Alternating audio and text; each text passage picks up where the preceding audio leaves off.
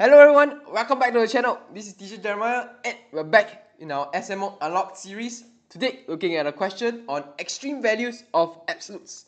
So for this question, it is from 2014 SMO Junior. It says for 0 less than x, less than equal to x, less than equal to 8, find the minimum value of absolute x minus 1 plus absolute 2x minus 4. So this question looks very complicated. Let's break it down. Here we have a range of values of x, 0 to 8, and we want to find the minimum value of these. And we see that we have the absolute sign here. So what does it mean?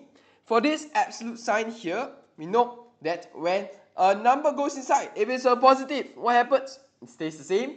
When it is negative, what happens? It becomes positive.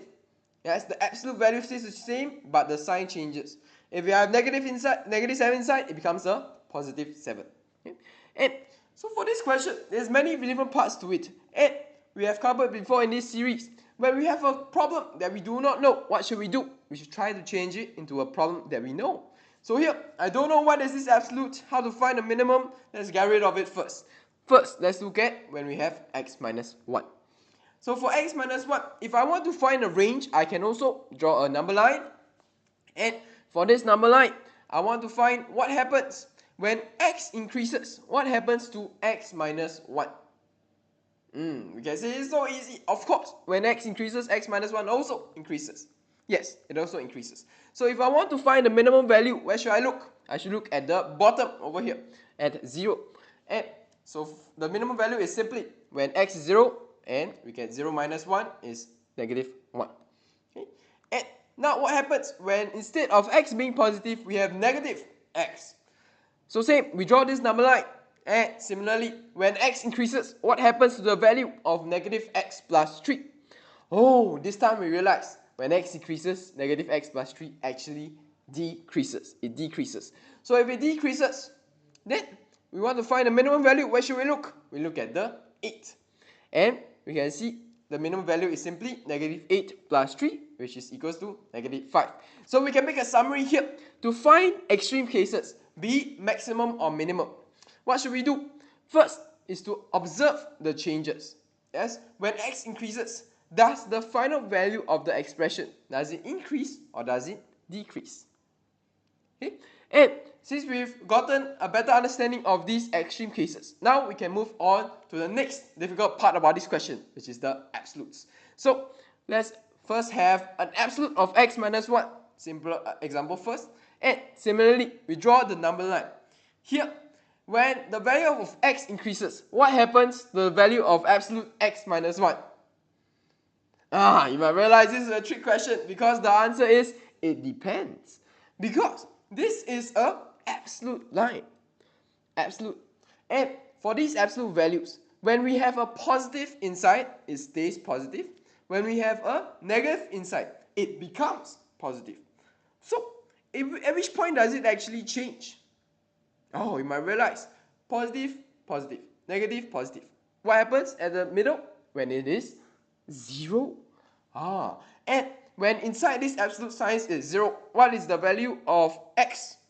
The value of x is 1.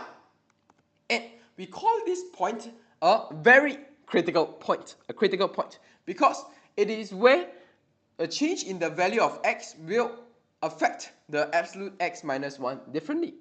So let's break it into these two parts based on this critical point. And we can see when x is less than 1, okay, as x increases, what happens to the value of absolute x minus 1? You realize that, it actually decreases. Because if x is less than 1 and when it starts becoming negative, then inside this negative, it will eventually turn it into positive. So if it goes closer to 1, actually, it will be decreasing. And next, when x increases, we also covered this before already, x minus 1 also increases. So here, it actually splits into two different cases, which is when x is less than 1, we see that x is actually decreasing. And how do we actually write it and remove these absolute signs? We can see here, when x is minus 1, is the final expression x minus 1? No, because it's supposed to be negative. So, if we need to turn this negative into a positive, what should we multiply it by without affecting the absolute value? We should multiply by a negative 1. So if I include a negative 1 times it, we realize when we open the brackets, it is also 1 minus x. And this is actually just the flip of x minus 1. So similarly, let's move on. We have x more than equal to 1. Then, what is the expression? Realize no change is needed. We can just keep it as x minus 1. And the way we write it is as such. For the values of absolute x minus 1, it's split into two cases, and just write it as we have studied. Okay? So, we realize, what have we done here? We've actually removed the absolute signs from this. When I have absolute on the left side and on the right side, no more absolute, but split into two different cases. So, this question, when we want to remove these absolutes, what we need to do first? First, we need to identify the critical point, which you see here, and then we can draw the number line and study case by case, observe the changes. Okay? So now we can move on to the question proper, and we have not only absolute x minus 1, but also plus 2x minus 4. So first step, we should cover, we need to find the critical points. So for x minus 1 absolute is simply 1. And how about this one? We realize inside the absolute, the critical point is when the inside is 0, and that is when x is equals to 2. So based on that, we can draw the number line, and we realize we need to observe. This type is split into 3 different parts. So we need to observe the changes between these 3 parts, which is when x is less than 1, when x is in between 1 or 2, and it can be 1 is less than equal to x. And lastly, when x is more than or equal to 2. Okay, so let's observe this case by case, as we have said. Case 1, when x is less than 1. First, we will see, if x is less than 1, are we taking the positive or the negative? We see that this has 2 parts, yes? So we can do the absolute signs one by one. First, for x minus absolute of x minus 1, we already have covered it. It is 1 minus x. Here, next we have absolute of 2x minus 4.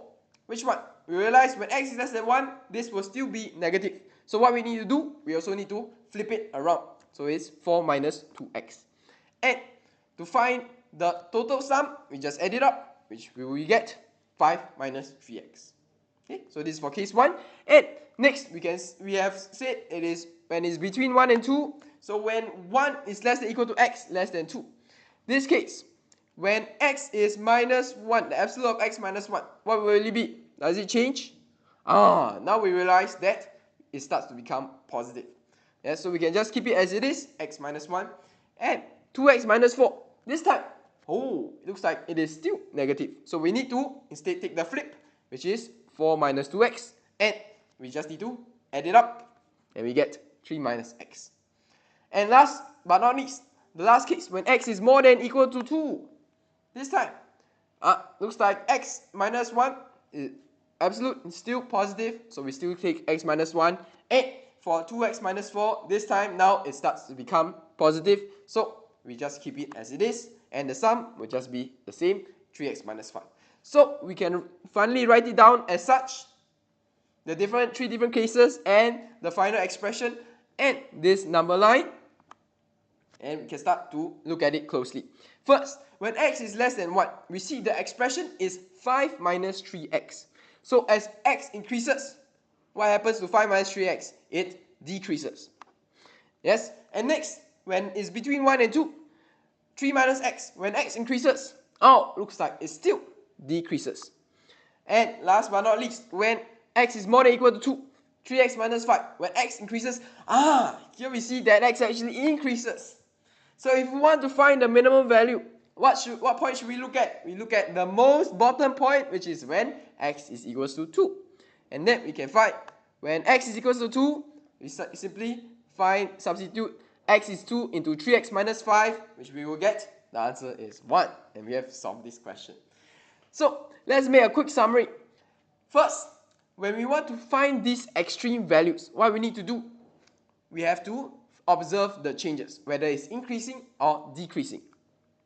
Okay? And after we observe these changes, if this question deals with some absolute signs, to remove them, firstly is to find the critical point, and then we draw the number line and observe case by case. So this is how we can deal with this kind of extreme problems. And let's see if you mastered what we've learned. This is a practice question. Okay? If you have any trouble with this question, then you can reach us in our WhatsApp study group at the link over here. The contact link, join our WhatsApp group, ask any questions for free material as well, and can contact me as well.